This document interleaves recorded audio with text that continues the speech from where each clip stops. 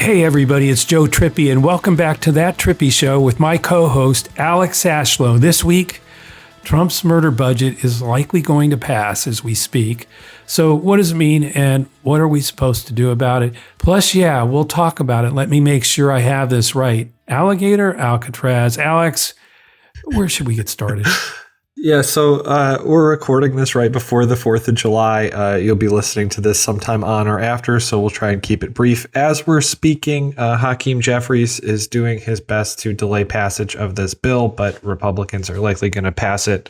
So, Joe, my question is, do you want the distraction or do you want to talk about the murder bill first? Up to you, buddy. Well, they're both tied into this together. Okay, so let's go Alligator Alcatraz then. Yeah. So look, what the hell? He's making a big deal. It's, for those who don't know, there's a migrant detention facility in the Everglades that everyone's calling Alligator Alcatraz.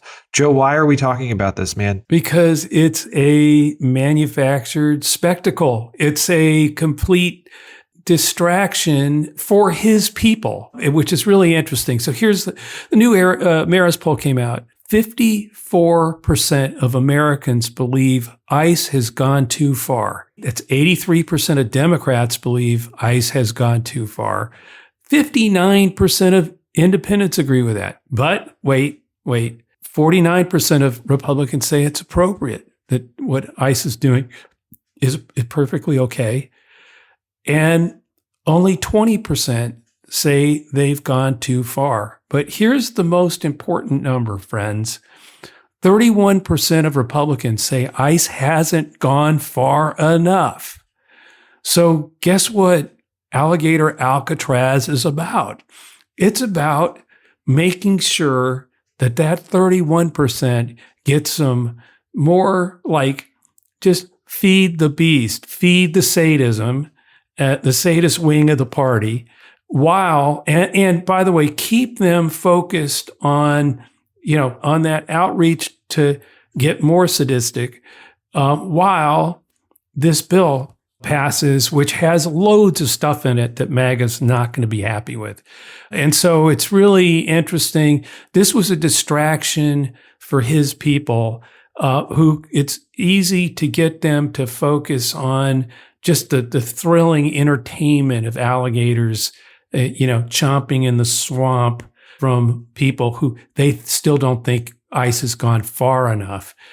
This is just to push that button for them while the murder bill passes. And a lot of the people who are going to die are in the MAGA base because their hospitals are going to be shut down and they're going to be kicked off Medicaid. But Alex, what do you think? Does that make sense to you, or is that like? Yeah. What? Sometimes you look at a poll and a number really jumps out off a page, right? And okay, it makes sense to me that 83% of Democrats and 59% of independents agree that ICE has gone too far. Then you look at the 31% you mentioned of Republicans who say ICE hasn't gone far enough. Those are who they're scared of right now, right? Right. No, and this is the whole point.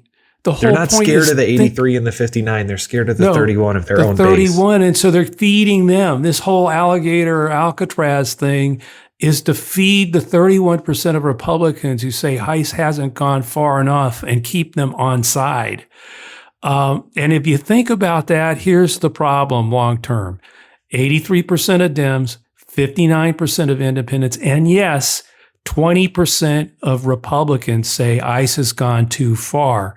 And so the more, it's really an interesting kind of straddle. They feed that, the real extremists with Alligator Alcatraz stuff. And I think the more they do that, do the 49% of Republicans who say it's appropriate keep saying it's appropriate? They probably will.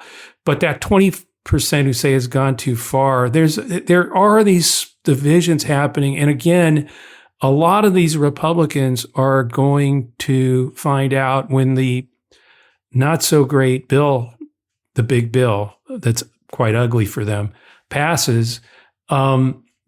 We get to the murder bill. It's not just the alligators out in the swamp, right? Yeah, it's the bill that the Trump swamp is passing. There's one thing that people conveniently, like they forget it and they bring it back up at times. But you got to remember, this guy is at his heart, he is a performer. He understands how stuff plays on TV, and he's a master manipulator of the media. So he knew how this would play. This is all very intentional. But the point is, when he does stuff like this and creates a distraction, and we've been talking for several minutes about it on our podcast to call it out as a distraction, but like the way it's being covered is just, it is getting lapped up like it's a big deal. Like, no one is saying ignore the distraction. I guess we are, but man, dude, it's not great. No, but this is build a wall. It's Mexico paid for it. It's the entertainment value of it and the intention value of it. And what's that distracting from? It's to distract. Literally, this time, I think it's to get the attention of the base that they're all afraid of, while this whole fight's going on. With a lot of MAGA members who don't want to walk the plank on this bill, and sort of like that argument, that screen, that has been going on, gets totally supplanted by this simple entertainment vehicle which is about feeding that the extreme base as it's losing, as it's about to get really hit here. Because, by the way, the bill's too big. There's too much stuff in it for anybody. None of them know what's in it, including most of the MAGA members who voted for it.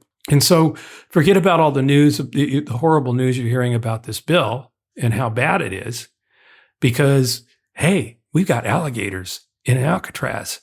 And that's what the whole thing's about. Well, right. And they're more scared of the alligator people than they are. This is like the thing I would take away from all this is looking under the hood, looking behind the actions. The Trump regime is more scared about losing their grip on their own base than they are about anybody else. And by the way, this predicts future action too. Look out for the next year and a half. This is the start. Right. The other poll that came, thing that I paid attention to before this one, before Alligator Alcatraz, was the big, beautiful, ugly bill had been dominating the discussion. The group that looks at sentiment and activity across the social networks. The big, beautiful bill of Trump's, better known as the MAGA Murder Bill, was the most amplified of anything going on for the last few weeks. And it was resulting in negative numbers and a downtrend in Trump's approval, including to the point where his favorability among MAGA, self-identified MAGA supporters of Trump had declined from 86% to 72% over those 2 weeks. So when you know that, and then you wake up and there's suddenly Alligator Alcatraz. Hey, no, don't look at that bill. Look at this. Alligators. We're going to appeal to the sadist wing of the MAGA wing of the party and divert, because they were figuring out that rural hospitals are going to close, that low-income Americans are going to end up paying more, that the debt is going to skyrocket again, and it was all for tax cuts and corporate welfare. And his numbers were actually starting to decline with MAGA supporters. So usually the big distraction is, I think, something that's designed to get our hair all on fire. We're fine being on fire about this bill and the damage it's going to do to Medicaid, it's across the board what's going to happen to it. So it wasn't this time to distract us. It was to distract his base. And that's what, and if you look at what's been going on during that whole 2-week period, members, MAGA members were fighting over, they didn't want to vote for this thing because it's so bad, senators, et cetera. That fight was, Elon Musk has been out there saying, that he's going to primary anybody who voted for it, changes his mind. But all that dissonance going on in Trump's world literally needed this distraction to hold Right. them. That's what you're exactly right, Alex. It was more, this wasn't to bait us. This was a simple way to get his people entertained and relish in the cruelty of those immigrants, those others imprisoned by alligators. And if they dared escape, there'll be a real show for his people with the body cams. It's just insane. Let's get to the actual bill. There will be plenty of bleeding. It's going to pass. Yeah, we're assuming it's going to pass while we're talking. While we're talking. Yeah. But so look, regardless, there's a bunch of Republicans who were quote unquote holding out. They've been bought off in a variety of ways, got in line. They're now on the record voting for a bill that is actively harmful to their specific constituents. Yeah. Joe, rather than talk about, okay, what does the bill mean, blah, blah, how do we make sure that this bill actually resonates with voters we need to actually win? So look, Alex, it's pretty simple. There are now a bunch of Republicans on the record voting for a bill that actively harms their constituents, all to give tax breaks to people who and corporate welfare. I mean, it's just insane, right? And so how you do it is pretty simple. I mean, first of all, we, stop calling it the big, beautiful bill, which I've done a few times on this episode. There's a reason we keep calling it the Trump murder budget, because people are going to die.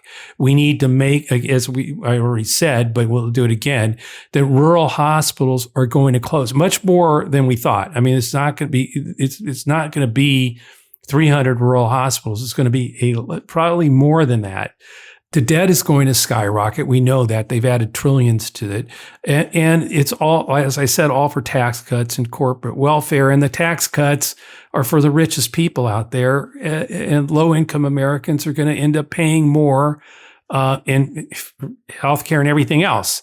This battle, it's going to be won or lost in like 20 battleground House races. And, you have to look at how in those kind of places, how the economy is perceived there. We've got the, new Navigator research.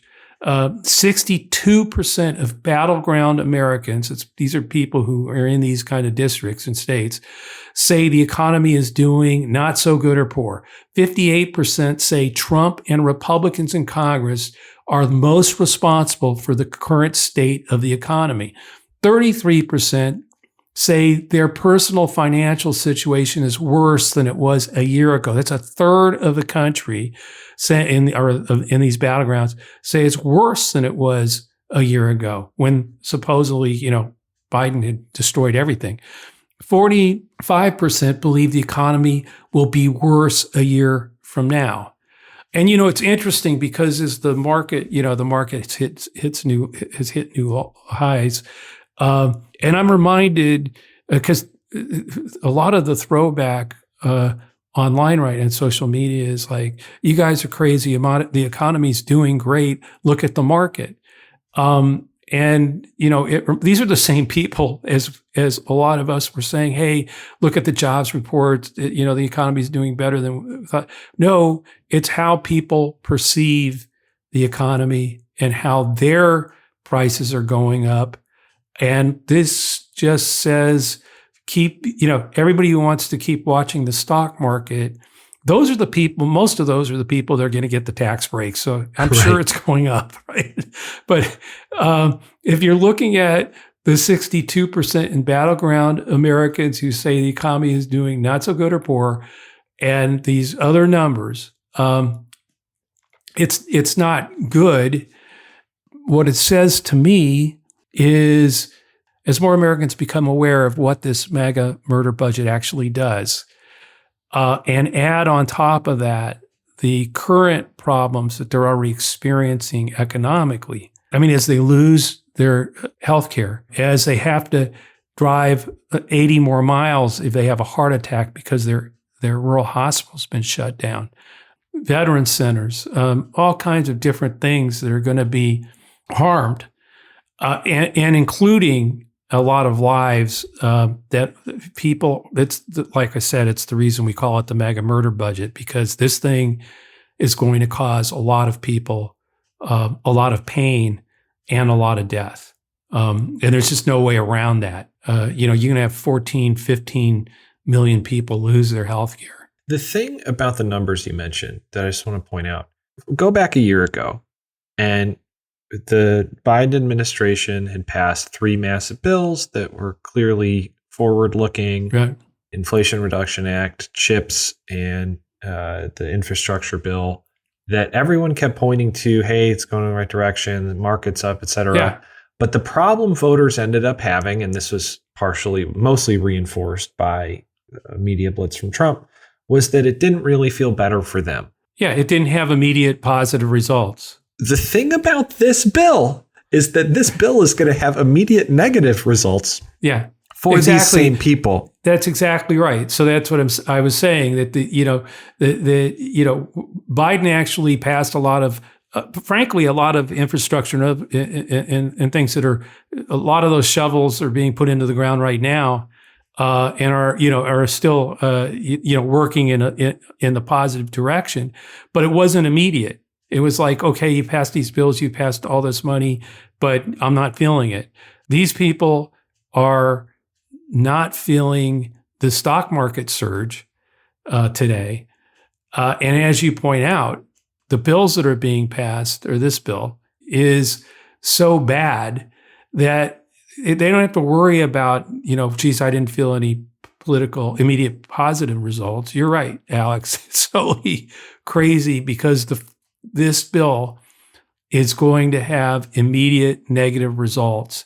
And a lot of that is going to hit his MAGA base. Now, that's the interesting question, because I think it's clear that Trump and his MAGA House and Senate and his MAGA Supreme Court are all betting that none of this matters, because he can shoot somebody in Times Square and his people will stick with him and say he must have had a good reason for it.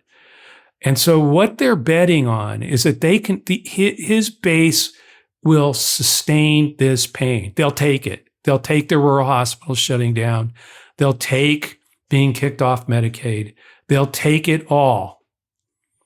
And if you feed them enough alligator Alcatrazes, they'll stay with you. Everybody else, when they see Alligator Alcatraz, is saying you're going too far. So how much further will they go to keep feeding that sadistic base of the party? And as they keep doing it, frankly, we have to be the ones that are building the protest movement that says enough and urges the people that believe they're going too far to join us in the streets, in the protests, to take this on, to stand in front of those closed rural hospitals, just basically take it on. Now, I've been saying this over and over again. We can cripple this guy in months if enough of us in peaceful demonstrations and protest take to the streets and urge these people who already feel that it's gone too far. Again, we're talking big numbers of Democrats, big numbers of independents, even 20% of Republicans believe ICE, just one example, ICE has gone too far. And Alligator Alcatraz, every time he does one of these, we need to push that he's going too far, that this is enough, and call more people out there, more friends, more family members, and get them to stop being spectators and join us in being patriots. I wrote a piece about that a week or two ago. But it's time. There are a lot of patriots out there, but a lot of them right now are spectators. They're watching these protests on television. They need to show up with us, and we need to get them there. Well, I hope everybody is listening to this on the 4th of July, going to a No Kings protest. Yes. I will be out there, Joe. I know you will be as well. I am taking my folks, so they will protest. I don't remember the last time I was able to do that, so excited about that. Joe, anything else before we sign off for the holiday weekend? No, I mean, I think, look, it's a holiday to celebrate our independence, and it's also a moment to protest to keep it. And I hope that people understand what I mean when I say it's time to become patriots, to urge the people who are with us but are spectators right now. Get them to come with you, get them to engage, get them to understand the stakes, and get them to understand, that we can build a movement that swamps them in 2026. And we have to. And it's in those districts that we talked about, and it's where those battleground Americans are. And many, many of them think this has gone too far, and we need to get active and help a lot of other Americans to recognize the reality and take this on. So enjoy your July 4th holiday weekend, but be active, be engaged, be patriots. Thanks so much, Alex, and everyone for everyone else for giving us a listen. Join us at says.us. It's a civil social network for real human beings. More importantly, it's a social network where we can build a pro-democracy movement and a pro-democracy information distribution hub to fight all the disinformation and the algorithms that X and Facebook and just pumping poison into the system that's tearing us apart. This is a place where you can help build a movement to take action and to build our democracy together. We'll be posting more over on our Substack at Trippi's Take. Alex and I both just wrote pieces over the last few days, and we'll be doing it more weekly. So go check out joetrippi.substack.com. This podcast will always be free and part of Lincoln Square. So check out the latest at lincolnsquare.media. A lot of other really good podcasts there, The Enemies List, and the Lincoln Project podcast as well. Also, if you're listening to this episode on YouTube, please like and subscribe to get alerts when we post the next episode. You can always send us a question to thattrippishow@gmail.com or leave us a question in a review on iTunes. We'll see you next week.